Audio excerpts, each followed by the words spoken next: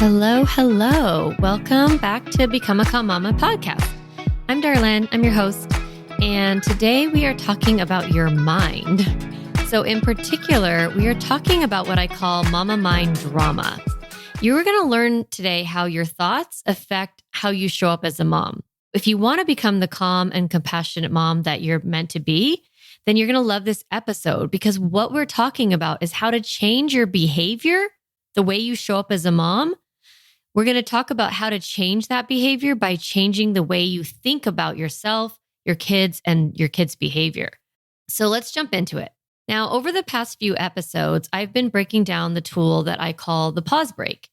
So the pause break is the 3 steps that we take when we're overwhelmed, when there's a tricky parenting moment, when we're coming across a behavior we don't know how to handle. We need to take a pause break. And the 3 steps are stop, delay, reset. Just to remind you, this first step of stop, it just means stop. Like literally stop talking, don't engage. And when you do this is whenever you become aware that you're feeling really angry, annoyed, you see some behavior you don't like you're yelling, you're lecturing, you're spanking, you're emotionally checking out, or you're making a bunch of commands, or you're just kind of, feeling really overwhelmed in a moment, that's your clue that you want to stop. Okay, you're going to take a pause break. So even if you're mid-sentence, I want you to just stop. Now, delay is the second step, and delay is just creating time between the thing that's happening and your reaction to it. So you're just waiting. You're not deciding. You're not acting. The delay is when you are doing step 3, which is reset. So reset is when you do something actively to calm your stress response. I think of reset as getting back to your intentions as a parent, like getting back to your commitment of, oh no, wait, I'm becoming a calm mama. Or, oh wait, I don't want to show up like this. I don't want to yell anymore. I don't want to act out anymore. I don't want to emotionally check out anymore. So during this reset, you are getting back to your own intentions of how you want to be as a mom. In the reset, I think of it as move your body, move your mind. So you're stopping, you're creating time, and you're moving your body, moving your mind.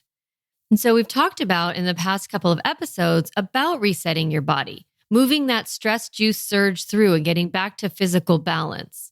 I talked about moving your emotions, resetting your heart, and moving through negative emotions so that you can get back to a neutral state. So what we're going to talk about today is resetting your mind, moving from those negative thoughts, the default thoughts that we have, into intentional positive thoughts.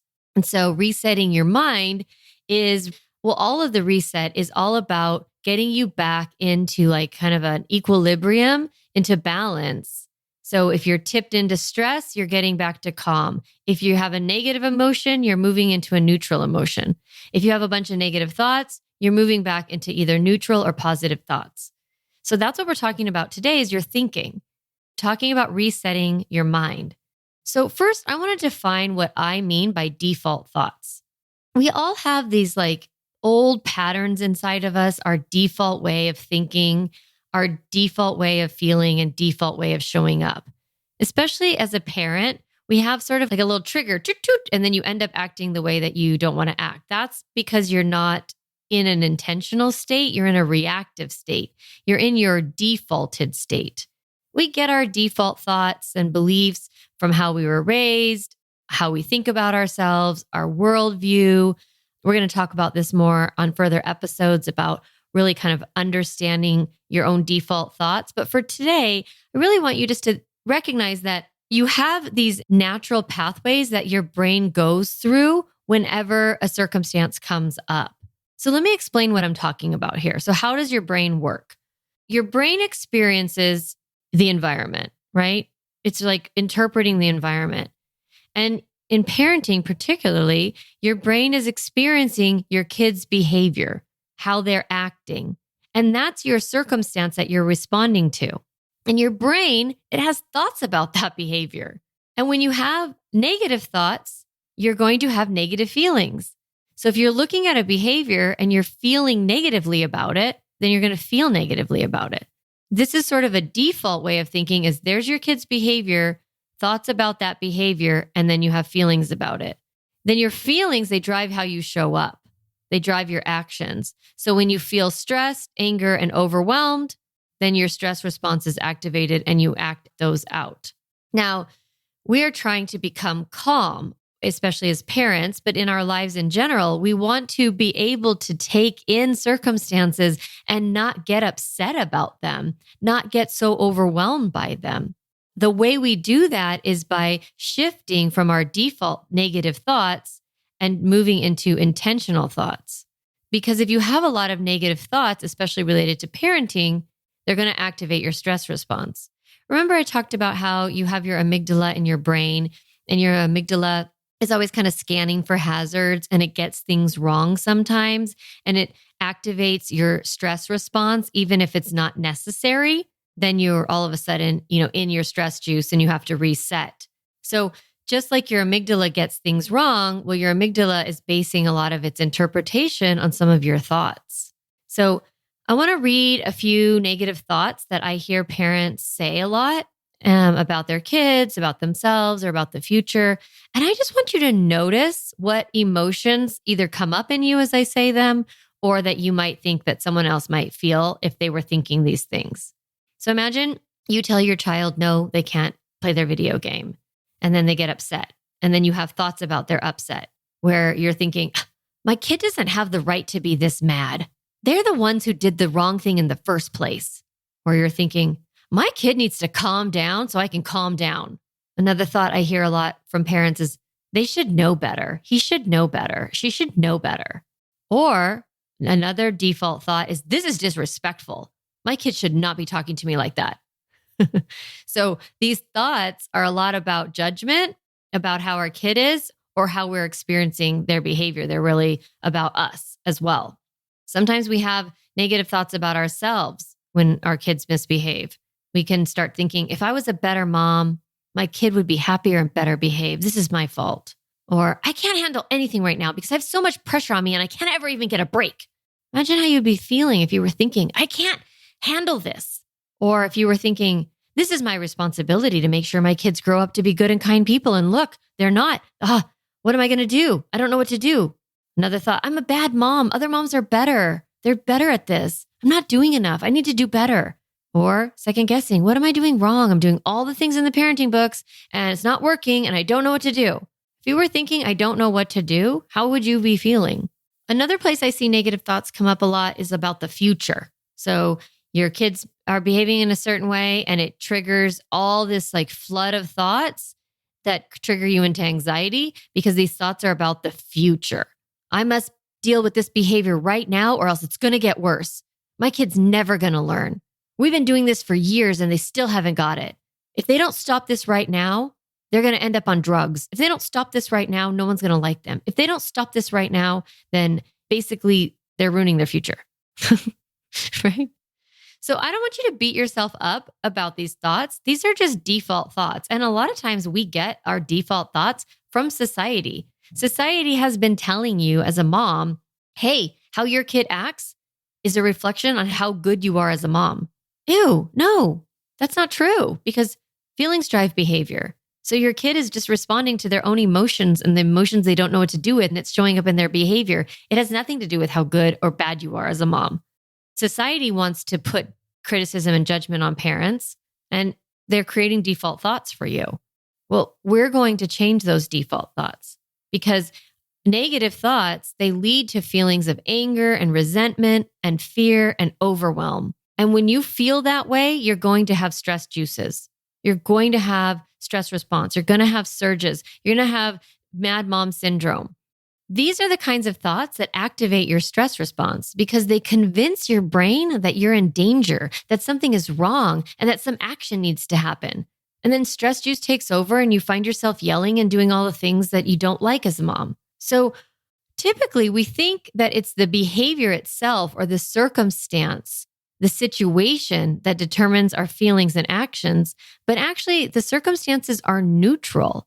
It's our thoughts about the circumstance that give them meaning. So it's not your kid's behavior that is driving you crazy. Actually, it's your thoughts about your kid's behavior that are driving you crazy. It's what you're making their behavior mean about them, about you, or about the future. I want to give you a quick little example of how circumstances are neutral in thinking about a time when you go into the bathroom and there's a towel on the floor. Your kid is taking a bath or taking a shower and there's a towel on the floor. And how many times you walk in and you're like, oh, there's a towel on the floor. And you absentmindedly pick it up and put it on the hook or put it on the bar. And you don't really think anything of it. It's just sort of a thing. It's neutral. But then another time you walk in the bathroom and you see the towel on the floor. And all of a sudden you're like, oh my God, these kids, they'll never learn. I have told them 100 times to put their towel on the rack and they just don't. And they never listen to me and they're super irresponsible. And I'm the only one who does anything around here. And this is ridiculous. And all of a sudden you find yourself in like sort of like a mad mama rage situation. And if your kids are home, you might turn around and go over to them and, hey, listen, look at this towel. Did you see this? What are you thinking? You know better than this. And you might go into those lectures or, some sort of action that you don't love. So there's different moments where the same exact circumstance happens and you end up thinking differently and then feeling different and acting differently. Do you see how the circumstance itself is neutral? It's really what you make that circumstance mean, your thoughts about it, that create that intense emotion. All right, I want to actually walk you through a couple of age-based examples of behavior and how we can make those behaviors upset us and how when we feel upset, we end up showing up. So the first one I have for you is imagining a 4-year-old. So a kid that's already been potty trained, but won't poop on the potty. Okay, we're moms here. There's dads here. We're going to talk about pee and poop sometimes on this podcast. All right, so buckle up. So imagine, they're like, they won't go on the potty and they want to only poop in their diaper or only poop in a pull-up. That's just a circumstance. It's a situation that the child is in. Now, some parents don't care. They're like, oh, here's a pull-up. Okay. And then other parents will think, oh my God, she's so behind. This is so gross. Like, I'm such a terrible mother. How can she go to kindergarten with a pull-up? Like, the other moms must think I'm so lazy. My brother's daughter was potty trained by 2. Like, what's wrong with her? That circumstance, you're making it mean a lot about your kid, about you, and about the future, like kindergarten. You're using it as an opportunity to criticize yourself, to compare your child, right? So if you're thinking those thoughts, how are you going to be feeling? You're going to be feeling disgusted with your kid, worried about them, doubtful about what you're doing, embarrassed what the other moms think, and resentful towards your child for not knowing better. That's your own mind, right? They should know better. What about an elementary school kid who keeps getting in trouble during recess?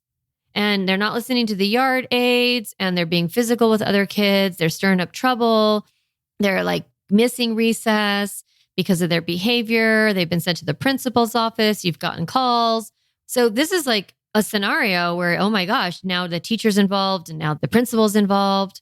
So you can easily start thinking like, what's wrong with my kid? He's such a mean kid. The teacher must think I'm such a bad mom. Like, I'm raising a bully. Oh my God. If he doesn't stop acting like this, no one's going to play with him. He's going to be outcasted. He's not going to have any friends. He's going to go to middle school. He's going to be by himself, eating the lunchbox, alone. So the feelings that are going to come up are anguish, despair, humiliation, fear. And then you're going to show up in ways you don't love. What about this one? You find a vape in your teenager's backpack and you don't know if it's weed or nicotine. And you're like, oh my God, this is so dangerous. Oh my gosh, my kid must be depressed. What's wrong with them? I've done something wrong as a mom. I didn't know this. Oh my God, they're probably going to end up doing like hardcore drugs. They're not going to graduate from high school. They're definitely not going to go to college. It's all those bad friends that they're around. Ugh, I don't even deserve this. Why does my child act like this? This is so irresponsible, so disrespectful of our family. I've got to stop this right now. This is not okay. What are the feelings? Disconnection, regret, contempt, disgust. Oh my goodness, you guys. Okay. All of these thoughts and feelings that I've described based on these circumstances, they're going to trigger your stress response. Okay. They're going to make you believe that it's an emergency and it's going to create a bunch of energy into your body and you're going to show up. You're going to say things like, to your little girl who's not going poo-poo on the potty, You're like, other kids could do it. Why can't you? You aren't a big girl. You're acting like a baby. You're a dirty girl. You might get a little physical. You might force her onto the potty. You might make her stay in their dirty pull-up as a punishment. Now, I know you don't love acting out your feelings like this. Of course not. Then you're going to be mad at yourself and your daughter's going to feel bad about herself. So this is why this strategy is so important, because I want you to be able to catch those default thoughts. And before you act, before you say anything, pause, break, stop, delay, reset, move your big feelings through your body, move that stress juice through your body, notice what you're thinking, and then reset your thoughts. I'm going to teach you how to do that in a minute. If you have this elementary school kid and then you get called by the principal and you pick them up and you're in the car line and you turn around and you're like, listen, you are not allowed to act like that. That's not nice. No one likes a mean kid. You know, you're not going to have screens for the rest of the month. You're not going to have screens for all of spring break. No more play dates for you. You might then emotionally check out, avoid your kid. I'm not even talking to you. I'm so disappointed in you. So what ends up happening? Your kid feels isolated. You feel resentful. You feel terrible. They feel terrible. No one learns anything, right? Again, these are all normal circumstances. It's like this happens. And so catching yourself, wherever you catch yourself and take that pause break, it's great. Going back and saying, you know what? I'm upset right now. I'm not going to talk about this yet. I'm going to go calm my body. Okay. So giving yourself that permission to take that pause break and go reset your stress juice and reset your mind. Same with your teen. You're tempted to get them into a lecture situation. You're like scaring them like, listen, you're going to get addicted and you're never going to be able to quit. These other kids that you're around, that's it. You're not going around those kids at all. We're not having any more you going to friends' houses, you driving in other people's cars. Absolutely not. Or you might decide, oh, I guess I don't even know what's going on with my kid anymore. So they're on their own. And you might stop parenting them at all. So instead of over-parenting, a lot of times parents of teens under-parent and they fuel greater disconnection with their teen. They don't give their kid the tools to cope with whatever's going on with them. And they also lose access to what's going on in their lives because their kid gets better at hiding and sneaking the behavior to avoid the lecture. And you stop paying attention because it's emotionally difficult. You feel confused. You don't know what to do. So you kind of check out. I guess they're on their own. So this is why the pause and reset is so valuable. So if your stress response is activated, move that stress juice through your body by doing something with your body. Once you're moving your body, go back and listen to that episode. Now, once your stress response is over, you're going to be able to think more clearly about what you want to be thinking, how you want to show up for your kids, how you want to act. So I think of this as resetting your mind. Move your body, move your mind. So imagine the little one on the potty, okay?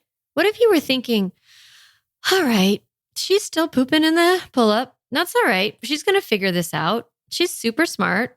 I'm smart. I can figure this out. I can come up with a plan. I'm going to help her learn how. I wonder if she's scared. I'm going to figure out what she's scared of. What is standing in her way of success? You're going to start questioning, getting curious, coaching yourself through your emotions, being able to show up in a way that is from that calm, problem-solving leadership energy. With your elementary school kid, what if you're thinking, this is interesting. My child is a kind and loving person. He must be struggling with friendships. It must be something about being on the yard, being at recess.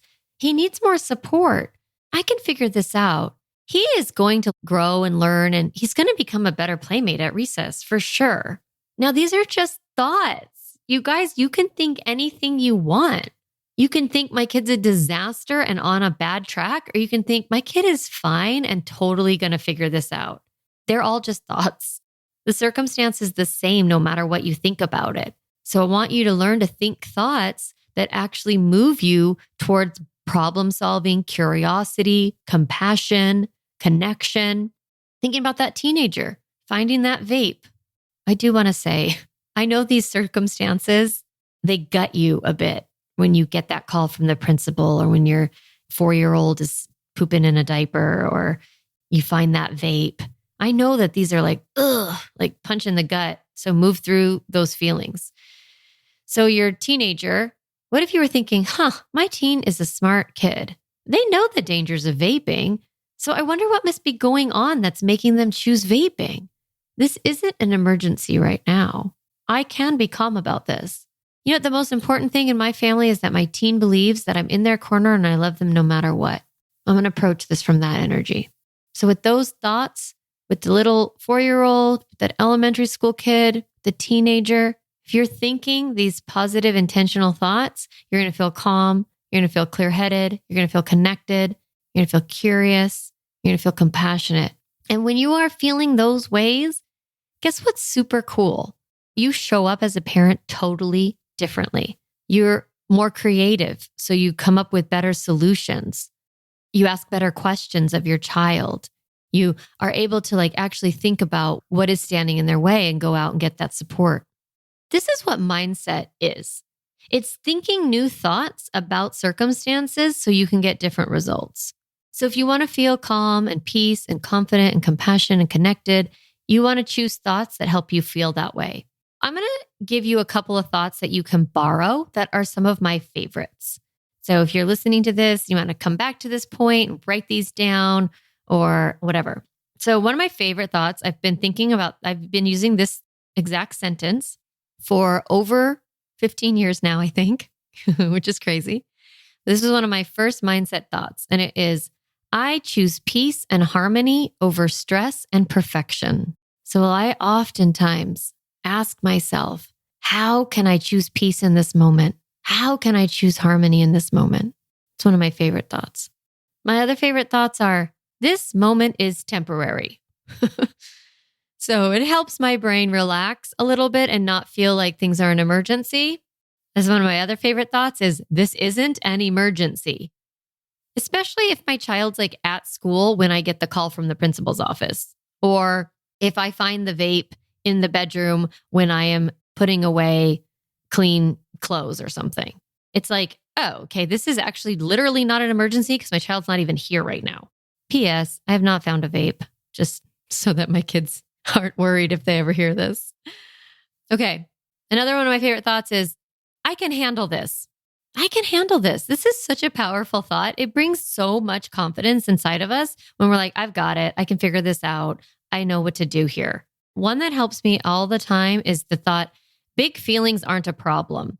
Now, this didn't really work in these examples, but especially in a big feeling cycle, I'm like, oh, these are just feelings. They're not a problem.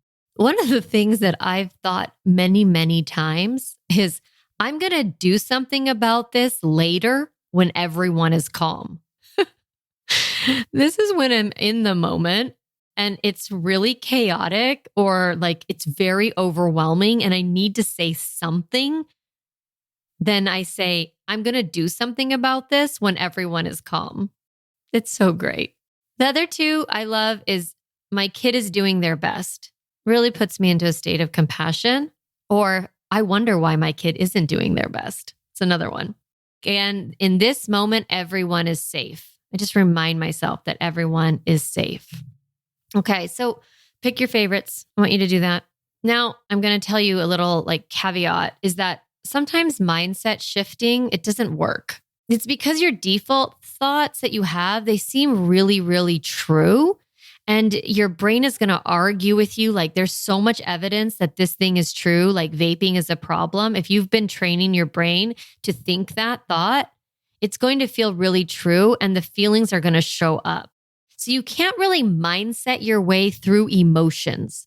You have to feel them. So I talked about that in last week's episode about feeling your feelings. The cool thing though is when you move through your negative emotions and you actually process through it, your mind is naturally going to want to shift to a new emotional state.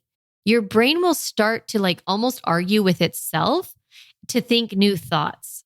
And so I think of these as bridge thoughts, and they sound a little bit like this, well, at least I found this out, or better late than never, or I guess it's not that big of a deal.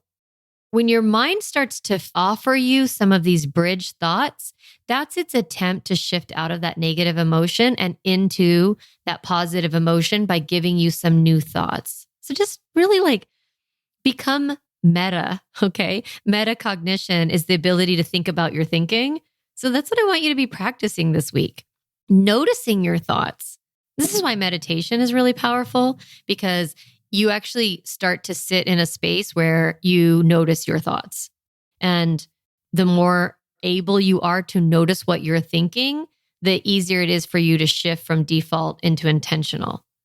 So I want you just to really pay attention to yourself this week, become meta. The other thing I love to do is I like to choose intentional thoughts that help me feel calm. The thoughts that I gave you earlier, you can borrow some of those or you can write your own. And what I want you to do is I really want you to write down 5 thoughts that make you feel calm or peace or joy or whatever feeling you're chasing. And then for every day, for 7 days between now and the next podcast, I want you to rewrite those same 5 thoughts down. So instead of putting them on a piece of paper and hanging them up, I want you to do that for day 1. And then the next day, I want you to rewrite them and hang them up again. And then 3rd day, rewrite the same thoughts again. You'll find that over time, you're changing your default thoughts. So when you want to have thoughts like, I can handle this, I have great kids, this isn't an emergency, the more you practice thinking them, the more and more they will feel true. And guess what? The more that you're thinking, I can handle this, I have great kids, this isn't an emergency, the more and more calm you will become.